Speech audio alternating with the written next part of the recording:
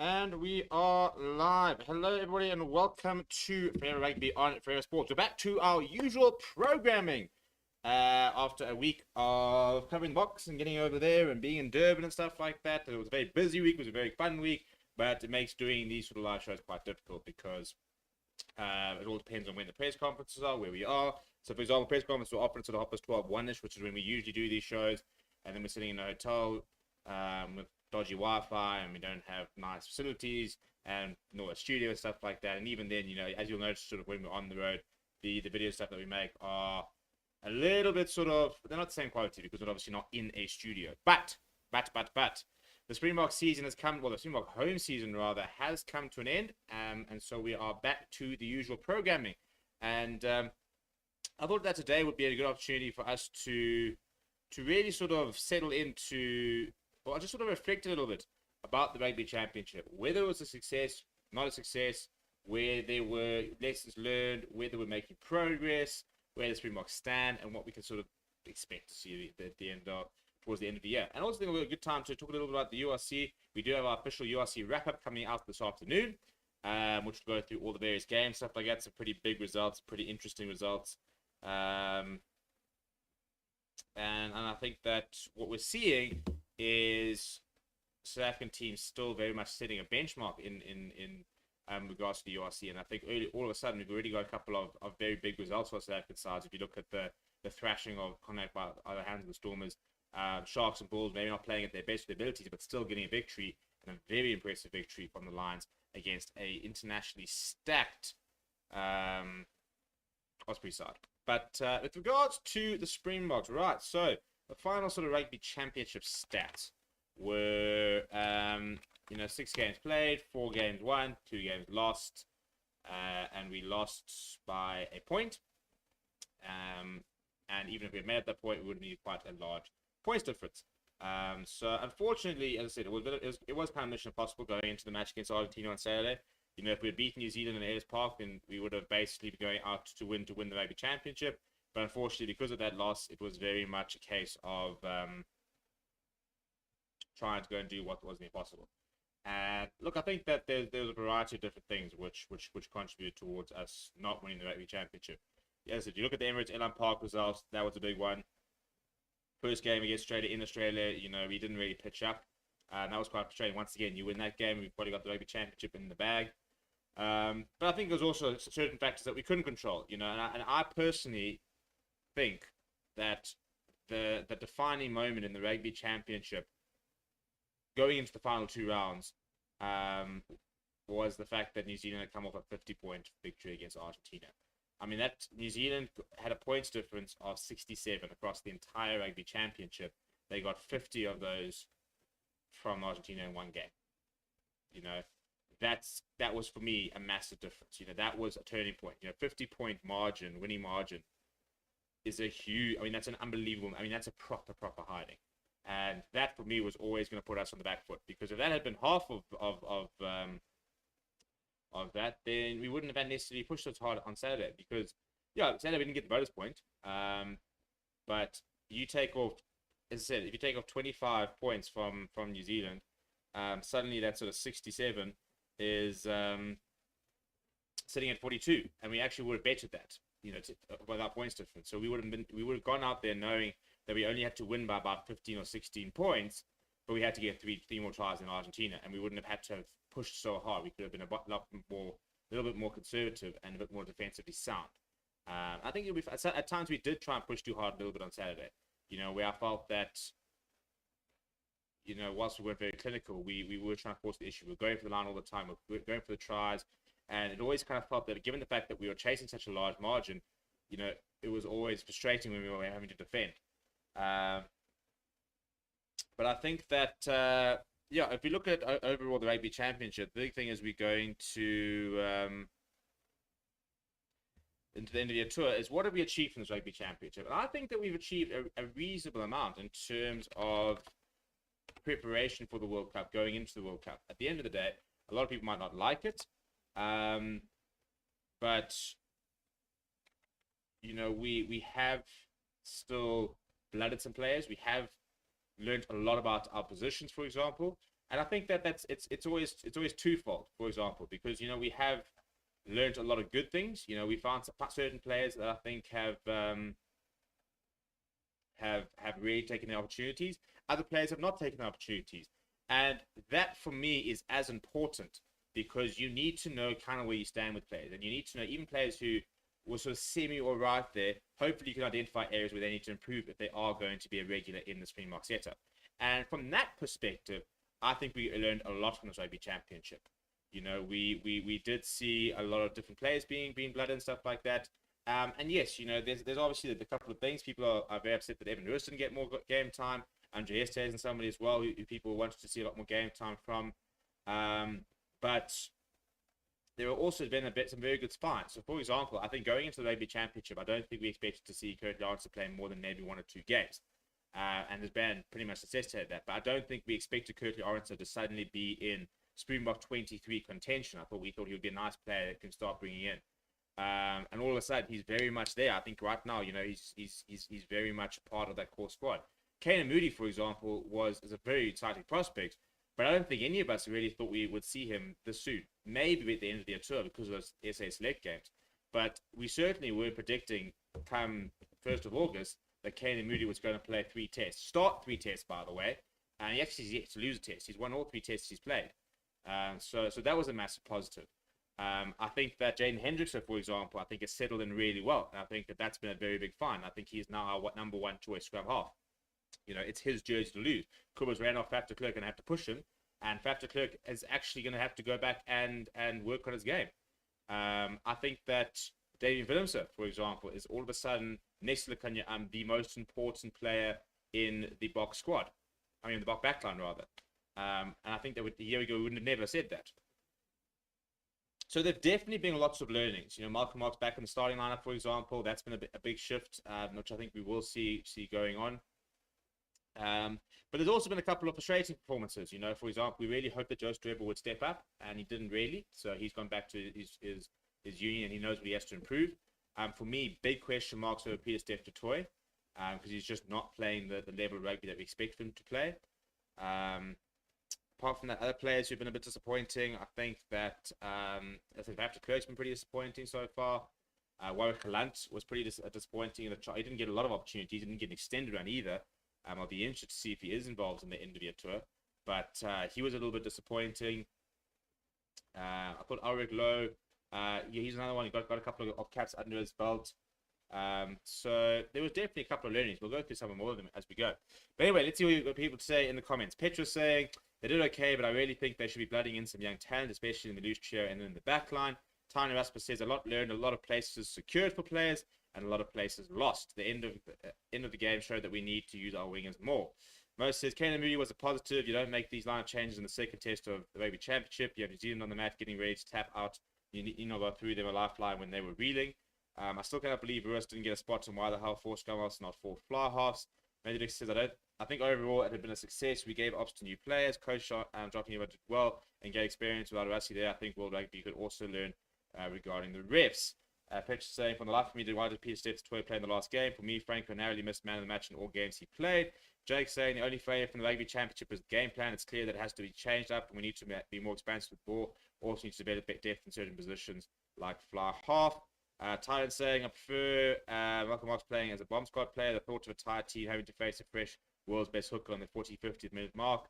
Ethan saying, Box need to start grooming Moody to take over from a Pimpy. Imagine Moody, Aronson, and Colby as the back 3 in the World Cup. Double saying the biggest takeaway from the championship is that 6-2 doesn't have the same impact as the past. Scrum off utility back on the bench is insufficient, especially with injured. Where does RJ Snyman and Colby back?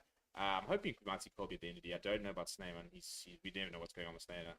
And Bryce saying, besides the players, we have learned that we need an improved game plan. A plan B. Yeah, so I think, to be fair, I think if we're being very fair, there was definitely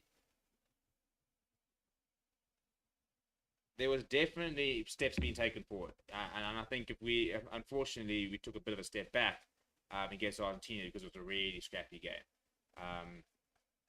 But I definitely think that we have started seeing us be a bit more expansive at times during the Rugby Championship.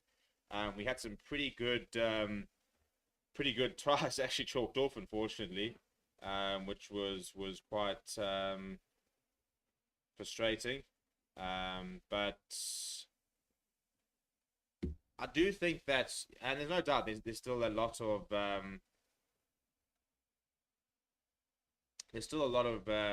work to be done.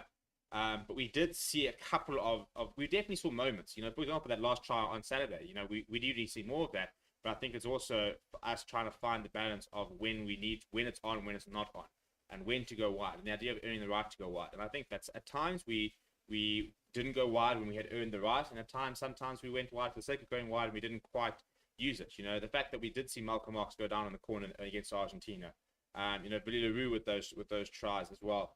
Against Australia, for example, with try assists he had. So we did see some nice aspects. It's about sort of putting it all together, isn't it? We've basically, the way that I think the Springboks are currently sitting is I think we've basically got like a puzzle.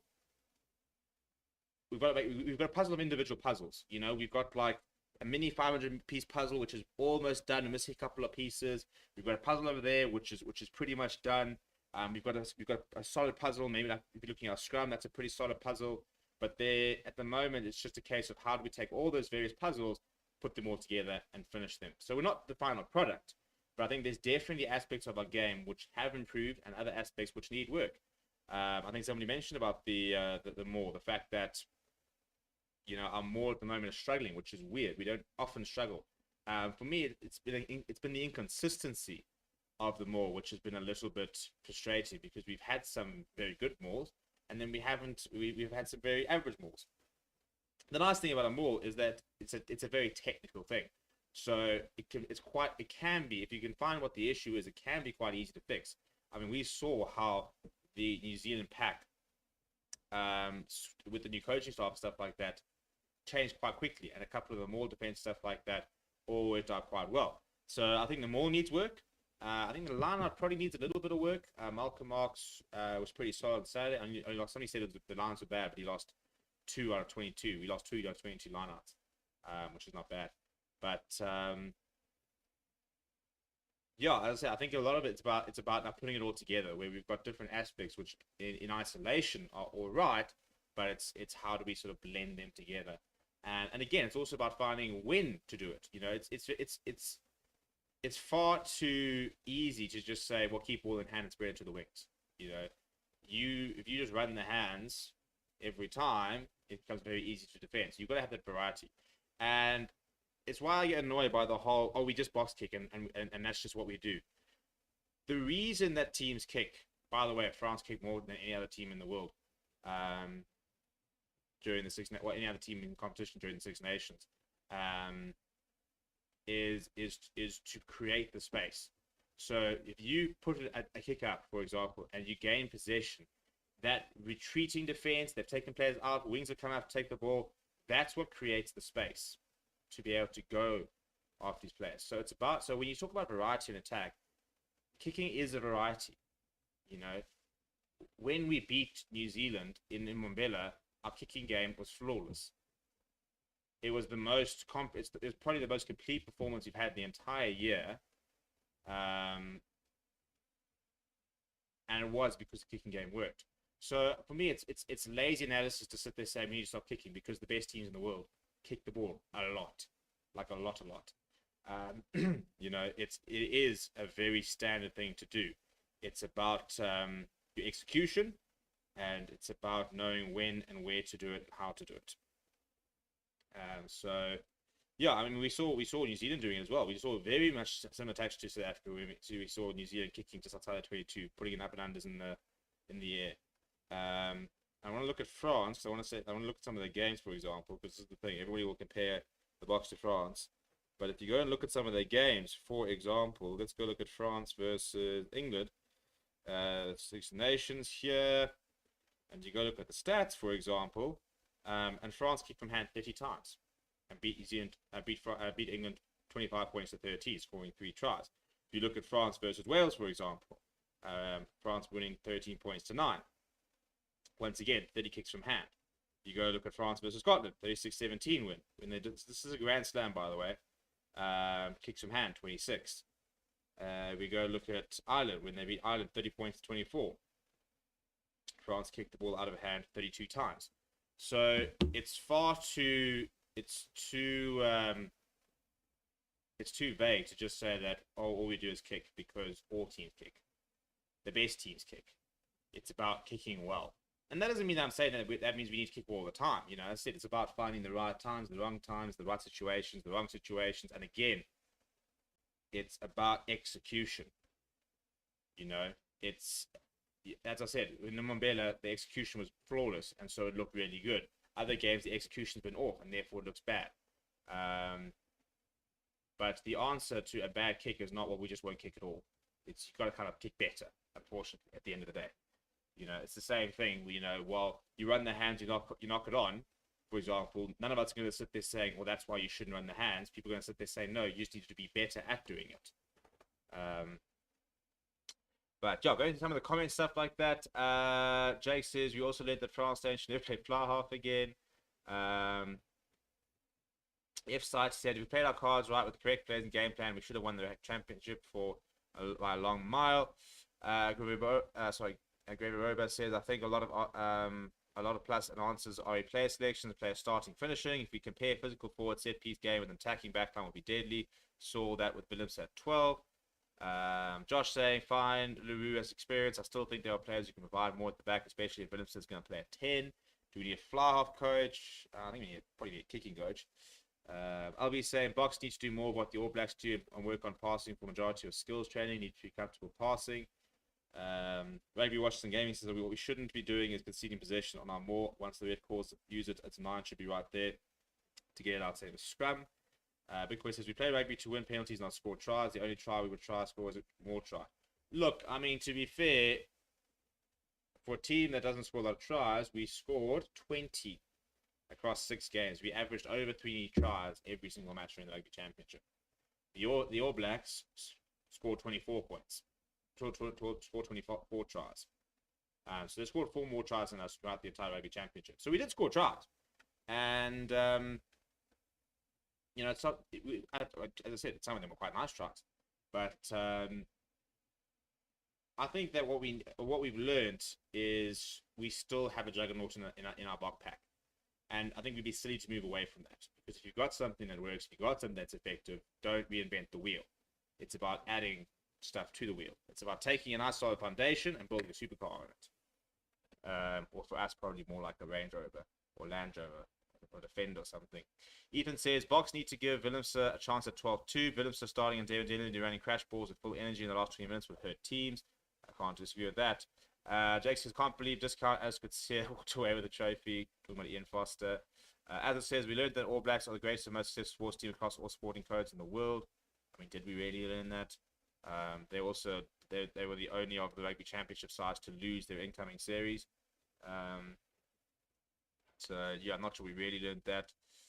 Petra says, I'm also very annoyed that we still have not got ourselves a playmaker at 12. David Delindo is solid, but he has no playmaker.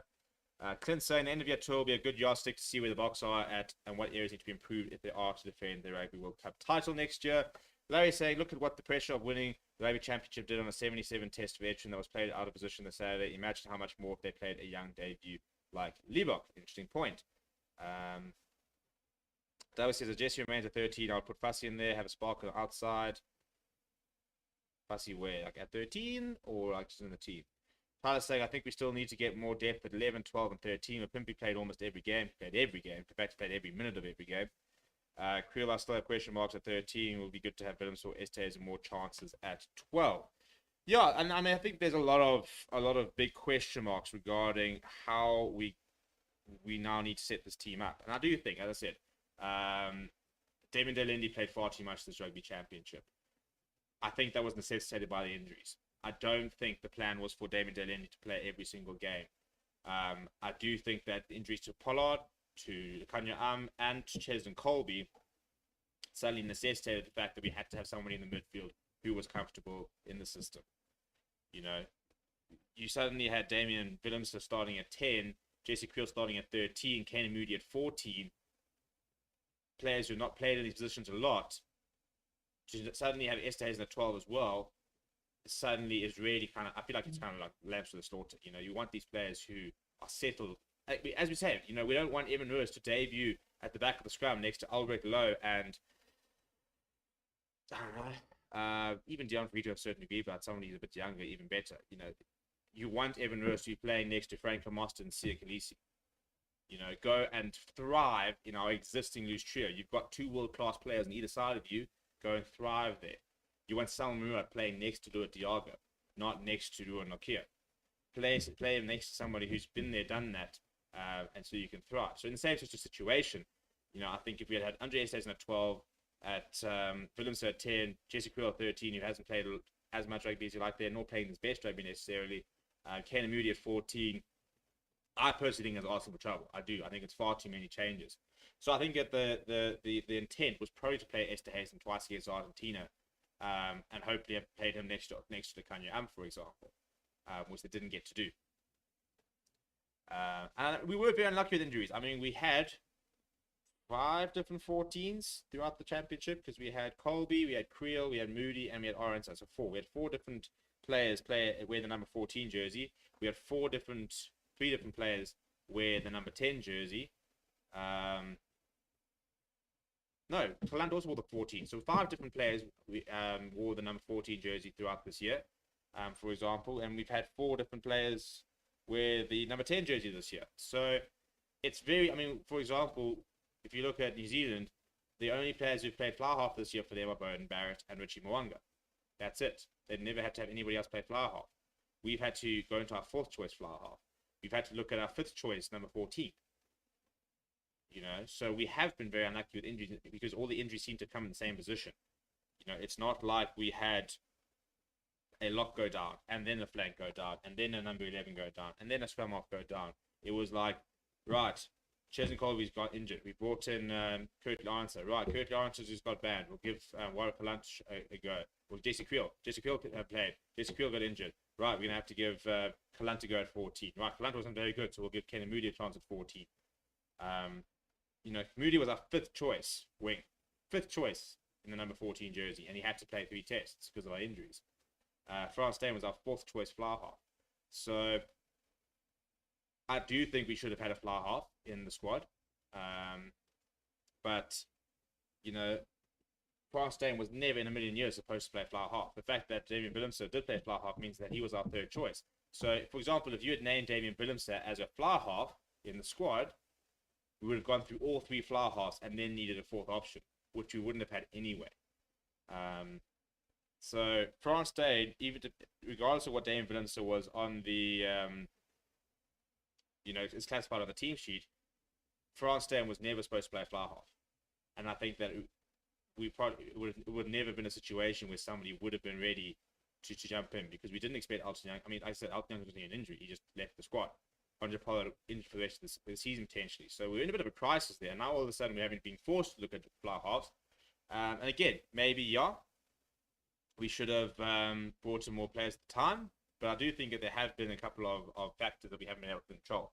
However, what we do now need to do is prepare for that. So we need to look at fly half options at the end of the year too. We've got to bring in at least 2 new fly halves, depending what the Elton Young situation is. I don't know.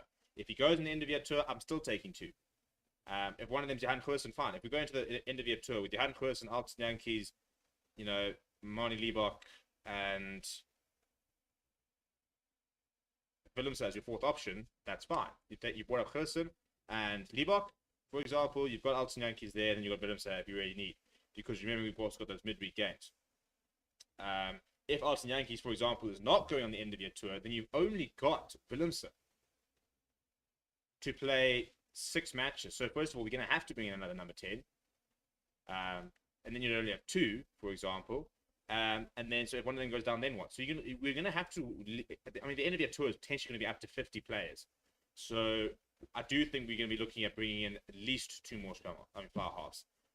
Goosen is in the plans. The reason I mentioned Goosen is because he's in the plans. He was at training. He's been aligning with them. The intention is to use him. I worry about that because we just know that the injury is there. The question is, can they get a year out of him? But that's what they're willing to sacrifice. the option is who joins him. And for me, it's between Chris Smith and Marnie Liebach right now. Hendricks is an outside shout, more of a long-term sort of option. And there's pros and cons to all. Chris Smith is a safe bet for me. Chris Smith is the safe bet. He can tackle well. He's decent kicking game. He's a pretty good goal kicker. And he's solid. So he's nothing flair. You've got Marnie Liebach, who's Mr. Flair. Goal kicking's not phenomenal, but not terrible. Better than Damian Willemses, for example. You've got a very flair player, defensively maybe not as sound. Then you've got Jordan Hendricks, a very good defender, very inexperienced. Kicking game's got a very big boot, but accuracy needs a bit of work. And I think his general fly half play does need a bit of work as well. But decent goal kicker as well, got a very long boot. You've then got, your outside options, your Buddha Chamberlains, for example. Johnny Lombard now playing at 10 for Lions this weekend, winning. So interested to see. Somebody was saying that maybe it's time to bring Rob Dupree back to in the squad. We saw Dylan Nates playing at fly half this weekend in the top 14. So there are options. I'm going to have to look at the options. But I do think it's tough. It was tough this championship, the fact that we did lose all three of our options for fly half. And also in the space of like 2 weeks as well. I mean, we lost Alton Yankees on Monday when he flew home, and on Saturday, Willemse got the concussion. It was that unlucky. But yeah, where we at? Will Colby and Archie be back for the India tour? I'm not sure. I'm hoping Colby will. I don't know about Archie's name. I mean, who blooming knows? He's gonna have to play a couple of games for Munster first. Will Rugby sort of the referee stands the TMO inefficiencies? Well, I think they're under a lot of pressure to have a relook. I do think they're going to have a big push for the end of year tour to be a much better environment from an officiating point of view. Agree. I think we need to blood a new player. Would have loved to have seen a Hendricks or halfback pairing. Like to see Liebach and Hendricks going to us. Says Just Rock Up TV. LB says Khorson's definitely Rusty's plan. I'd rather Liebach or Smith, but we'll see. I think we might see both. Obviously, they did say 50 players into the tour. Yeah, so that's what Jacques said last week. Matthew Dixon says Khorson and Jordan Hendricks I feel will be appropriate call-ups if you want to take a risk taking one of those who is currently playing in Europe. Put Colby on 15 or answer on the wing, and it's an even wetter dream. Yeah, so it's going to be a massive squad at the end of the year, and that's why I'm interested. Because, for example, if you're going to look at your locks, Salam Ruad Nokia probably coming back into the squad, but does Archias Naaman come in if he's available? You look at your loose trio, Evan Lewis will be there, no doubt about that. Albert Lowe will be there, no doubt about that. Dion Ferree will be there, no doubt about that. I think Johan Krablar will actually sneak in ahead of Joseph Debo on the tour. I think that who else are we going to see this at the end of your tour? Probably Marcel Coetzee, unless they go for Rand Alstad, for example, coming back as well. I think we will probably see we have to see four scrum offs again, so we'll probably see Runner, Faf, Hendrickson, and then for me it's a bit of a dogfight between Grant Williams and Herschel Yankees. I think if Grant Williams has a good URC, I think he'll go ahead of Herschel, to be honest. And other players, who else are going to get there? We're going to have to look at we're going to need another 13 options, so I wonder if Similani gets an opportunity to go. We're going to need, Andre Esterhazen will probably play those two SS Select 15 games. We don't necessarily need another inside centre. By the time you've got France Dane, Esterhazen, Delendi, and Willem, so you can play there. But will we see call-ups to the likes of a Lades? Will we see maybe Raymond Roulet? Will we see Tyron Green? I'd like to see a bit more overseas box coming and getting involved. From a prop perspective, Thomas Latoy will go. Interesting to see what other props, do we see Volcolo making a reappearance? Do we see another loose head going, for example? Probably see Instituto Unu involved at the end of the year as well. So there's a lot of players who I think will be involved at the end of the year tour. I will probably have that squad in about 2 or 3 weeks, I'd imagine. First game for me, if I can remember offhand, on Saturday the 12th. Actually, no, is it? Or was it the 5th? Autumn Internationals. First game is on the 5th. Yeah, so the first game is on the 5th. So I imagine we're going to see a squad announcement in about 2 weeks' time. So that's 26th. Probably see a squad. If it's on the 5th, they'll probably want to be leaving on sort of Sunday, Monday, 23rd, 24th. So I reckon we'll probably see a squad announcement anytime from the week of the 17th, which is in 3 weeks' time. So in about 3 weeks' time, we might start seeing potential squad announcement, stuff like that. I would like to see some more options for Mapimpi. If Mapimpi goes down, we're in trouble. Sinatra has been ruled out for a while, unfortunately, so he's not an option. Leon Zas also injured, so he's not an option.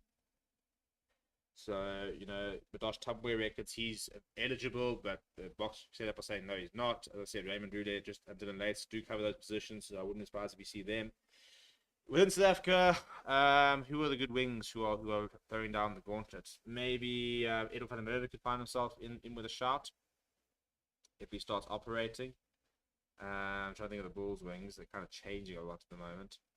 But obviously, we'll have Spirit Corsi back, which will be a big bonus. So you could have Corsi, and Corsi also playing 11, by the way, for the Bulls. I wonder if that's almost a question box, because you could have Corsi on one side, Colby / Orange / Moody on the other side, and then somebody at the back. Whoever you go with full back, I don't actually know whether they still see a future for Warwick Gelant. So it's going to be a very interesting end of year tour squad. And if you don't make the end of year tour squad, I think you're basically out of the running for World Cup. So yeah, look, there's also a lot of players who I think aren't ready. I mean, people have already mentioned that they want Sasha Ngomazulu to be going over. They want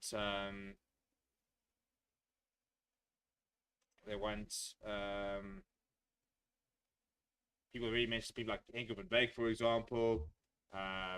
And I just my always response is I understand that Caden Moody has not helped the argument because he's gone and not very comfortable. I don't want to rush young players into a setup because we've seen the script.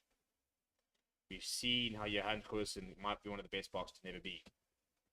We've seen even Andre Pollard has had lots of injury issues. We've seen far too many players come in at a young age and then it just stunts their growth. Sasha Ngomazulu is playing off the bench at Stormers, which is perfect. He will get a few starts over the season. Let him play a full URC season. He'll then be 20 in a year's time. Then play another full URC season. When he's 21, 22, if he's completely knocking the door down, you bring him in. The same thing with Henk van Beek. The same thing with the Ruan Fenter. The same thing with a lot of good, talented youngsters. Andre Hugo Fenter looking very good for Stormers. There are lots of under 19 players, under 20 players who are playing for the URC union, but just let them develop until they are ready. We can't afford. We don't ruin a player's career for the sake of it. Let's really make sure they're ready. Let's make sure physically they're ready. I mean, I spoke to Sasha Ngomazulu about it, and I asked him. And I said, people are calling for big things. He said, but there has been where do you stand with regards to that and making sure that you don't because there are players who get injured. And he said he's very aware of that. He said, for him, it's about keeping himself in the best condition, but also about adapting. He's in no rush. He wants to have that number 10 jersey for the box. There's no doubt about that. That's his goal. He wants to be the starting Springbok fly-half. But he understands that it's a journey. He understands that he's only now, after this weekend, 3 professional games into his career. And he's happy to wait, and he's happy to develop into the player that he can become, which I think is a good thing. But yeah, Tom saying Sasha Mayer Stormers David, keep an eye out for him. LB says, of course, 11 had to be requested in the box. Contender saying 11 Colby, 14 Moody, 15 Orange, 12 Williams, 13 Kalan, 10 Smith, 9 Hendrickson. Yeah, not bad contender. I don't think I'll play Kalan at 13 at this stage. I'd like to see him playing more at their club level. But yeah, it wouldn't be a bad shout. Shouldn't rush the youngsters. Look at what happened to Bosch. He could have been world-class 10, 100%. Sia Masuku, Asa chance. I think Sia Masuku, if he wants to play for the box, has to go to a different union. Which is sad, but they're only going to be they're only playing in the Challenge Cup. So we're not going to see enough of the Cheetahs to really put them in front of selectors' eyes every single week in, week out. So I'd like to see him go to the union. I don't know why the Lions went all over him. Yeah, I don't think he makes the shots. I don't think he makes the call up on the Cheetahs right now. He's a very good fly half there. I'd like to see more of it. I think we're being robbed of seeing him. But yeah, we're going to wrap up there for today, people. It was very nice to be back doing these live shows. We'll obviously be live throughout the week. Keep an eye out for our URC wrap-up later this afternoon. We'll also be doing a 5 things learned from the Rugby Championship tomorrow. And and lots of cool content coming up this week. As I said, we're very much into URC. So let's not slow the momentum, though, by the way. You know, we've had a really good Rugby Championship. I mean, the channel's grown exponentially. You know, we're busy closing in on 20,000 subscribers. We need less than 500 people to get there, which I hope we'll be able to get before the end of year tour. But let's make sure that the URC, let's make it really fun. You know, let's make sure we pack the watch-alongs. Let's really start... let's start getting some momentum. We've got a World Cup in a year's time. You know, let's try and get to 30,000 subscribers before the World Cup. Imagine that. You know, maybe we could be at 50,000 subscribers by the end of the World Cup if we do it properly. So there's a lot of cool things ahead. But obviously, I continue to lean on you guys and your support for the channel. Thank you very much, people. We'll check you tomorrow for our show. Obviously, lots of press conferences coming through. Hopefully, we should have a Storms press conference this afternoon. We've got... we've got Bulls press conference on Thursday. We've got hopefully get some Lions press conferences. Sharks. We're also trying to work out. Also trying to get the press conferences there sorted. We'll have a couple of cricket press conferences up this week as well. Potentially some news on some additional sport programming on the channel. So lots to look forward to in the next couple of weeks. Whilst we sort of take a deep breath and wait for the end of year tour. But yeah, we'll chat to you guys then, and we'll see you guys soon.